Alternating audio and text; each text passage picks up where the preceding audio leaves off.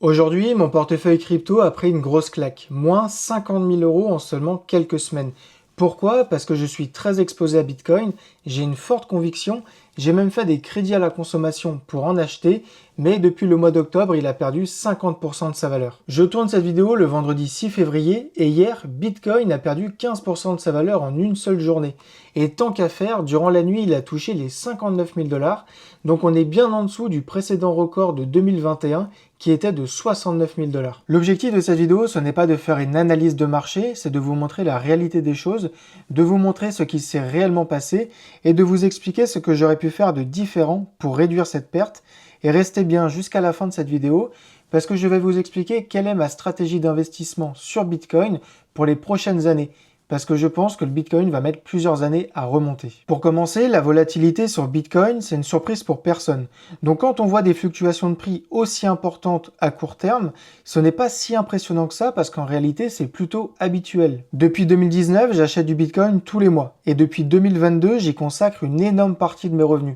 Et honnêtement, cette baisse de 50%, elle me fait ni chaud ni froid. Je dors très bien la nuit, même si j'ai perdu beaucoup d'argent. Et je pense même que le problème, ce n'est pas la volatilité du prix du Bitcoin, mais plutôt la stratégie d'investissement des investisseurs. Sur le long terme, le Bitcoin est sur une tendance haussière et il a même été l'actif le plus performant sur les 15 dernières années. Mais ce qu'il ne faut pas oublier, c'est que Bitcoin est un actif jeune, il a seulement 15 ans et quand on compare sa capitalisation boursière à celle de l'or ou du S&P 500 ou encore des 10 plus grandes entreprises américaines, on se rend compte que Bitcoin ce n'est qu'une goutte d'eau dans l'océan. Maintenant que je vous ai donné un peu de contexte, on va s'intéresser à ma perte de 50 000 euros, à ma stratégie d'investissement et à mes erreurs. Pour commencer, il faut séparer l'horizon d'investissement à long terme du court terme. Bitcoin est volatile et je suis d'accord, c'est désagréable de perdre 50 000 euros en seulement quelques semaines, mais en réalité, cette volatilité à court terme, elle n'est pas importante et je peux même dire qu'elle crée de belles opportunités pour un investissement à long terme. Perdre 50 000 euros sur le court terme, ça ne me dérange pas parce que ma stratégie d'investissement est en accord avec mon horizon d'investissement. Donc je veux bien être perdant sur le court terme à condition d'être gagnant à long terme. Ce que je veux dire par là, c'est qu'en mai 2022, j'ai pris la décision de vendre tous les actifs que je détenais, les actions, les ETF et les livrets d'épargne, et de convertir tout cet argent en Bitcoin. Et ce que j'ai envie que vous compreniez dans cette vidéo, c'est que quand j'ai fait ça, je ne me suis pas dit que j'allais revendre tous mes Bitcoins dans 5 ans. Je me suis dit que le Bitcoin allait être le cœur de mon patrimoine et de mes investissements pour les 30 prochaines années. Bon, cette vidéo, elle va avoir un titre aguicheur parce que c'est le jeu avec YouTube, mais il faut que vous compreniez que les 50 000 euros que j'ai perdus, ce n'est pas une perte nette, c'est de la plus-value latente que j'ai perdue. Je le précise parce que je ne veux pas que vous pensiez que j'ai perdu tout cet argent avec du trading ou encore les effets de levier. Concernant mes achats, j'ai acheté beaucoup de Bitcoin entre 25 000 et 30 000 $ lors du précédent bear market, donc je suis encore très largement en positif.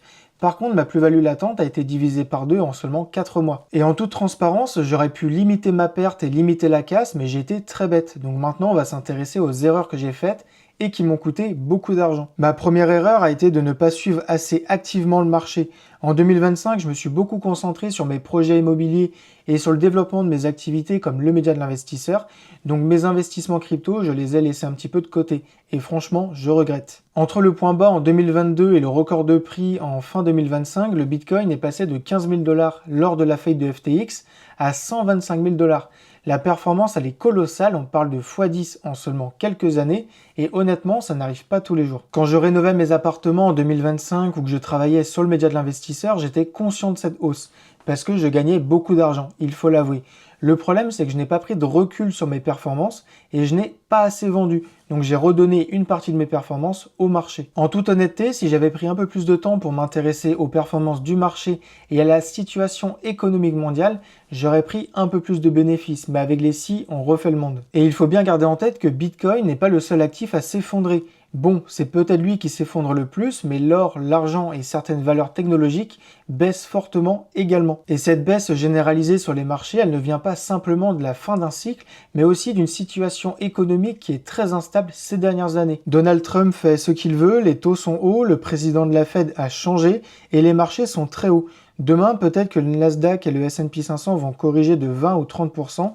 À court terme, c'est dramatique, mais à long terme, c'est une correction qui est relativement saine et qui permet de saisir de belles opportunités. Ma deuxième erreur, c'est que je prends beaucoup de recul et j'investis tellement à long terme que je ne regarde pas ce qu'il se passe à court terme. Donc je me dis jamais que ce serait bien de vendre pour sécuriser une partie de mes bénéfices et me protéger en cas de retournement de marché. Il faut avouer que ne pas prévoir de scénario à court terme, c'est problématique. La seule chose que j'ai faite, c'est vendre du Bitcoin à 100 000 $ pour rembourser mes crédits à la consommation, que j'avais fait quand le Bitcoin était à 25-30 000 $, et heureusement que j'ai pris cette décision-là. Bon, je n'ai pas vendu beaucoup, mais ce n'est pas pour autant que j'imaginais Bitcoin à 200 000 $ fin 2025 ou en 2026. Mais j'imaginais pas non plus que le Bitcoin allait perdre 50% de sa valeur en seulement 4 mois. Je n'ai aucun doute sur l'avenir de Bitcoin, je suis convaincu que dans 10 ans, il sera beaucoup plus haut, mais il faut avouer que si j'avais vendu une partie de mes bénéfices au-dessus de 100 000 $, j'aurais pu les réinvestir aujourd'hui et avoir encore plus de Bitcoin. Donc de ce côté-là, je n'ai pas été très intelligent. Et en plus, je sais qu'on peut se retrouver avec des baisses aussi importantes sur le marché. Donc là, j'ai vraiment été très bête. Bon, forcément, il y a deux choses que j'ai fait de bien durant ce cycle et je m'en félicite. La première, c'est de ne pas avoir touché aux altcoins. Pour moi, la seule proposition de valeur réelle qu'on a sur le marché crypto, c'est Bitcoin.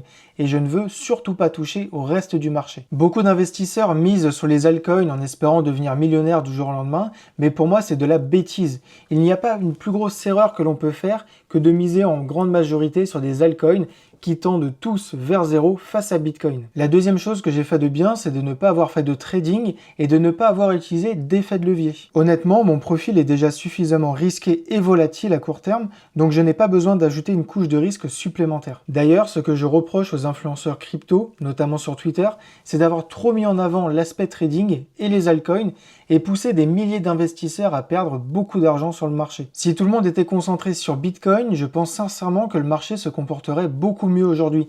Si j'ai un conseil à vous donner, c'est de rester loin du trading et surtout des effets de levier. Ça va peut-être marcher une fois, deux fois ou trois fois si vous avez de la chance, mais sur le long terme, ça va vous ruiner. Pour terminer cette vidéo, on va parler de ma stratégie d'investissement pour les prochaines années, parce que vous l'aurez compris, Bitcoin va rester au cœur de ma stratégie d'investissement et je compte bien profiter de cette baisse pour renforcer ma position et racheter encore plus de Bitcoin. Juste avant de tourner cette vidéo, j'ai acheté 0,1 Bitcoin et j'en suis très content. Si demain le Bitcoin baisse à 40 ou 50 000 $, bon, 40 000 $, je n'espère pas, mais je serai toujours acheteur. Vous l'aurez compris, je suis un convaincu de Bitcoin et je pense que personne ne pourra me faire changer d'avis.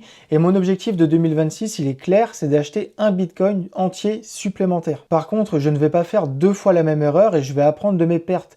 Donc je vais me faire un plan de sortie, définir une stratégie de vente, par palier ou par pourcentage de capital atteint. Bon, je pense que je ne vais pas avoir à vendre en 2026 parce que en moyenne, les cycles sur Bitcoin durent 4 ans. Donc on verra bien ce que les prochaines années vont nous réserver. Et je vais terminer cette vidéo avec une phrase. Si vous êtes choqué par la baisse du prix du Bitcoin en seulement quelques mois, je vous invite à regarder ce que votre pouvoir d'achat a perdu avec l'inflation et la perte de valeur de l'euro. Vous risquez d'avoir des surprises.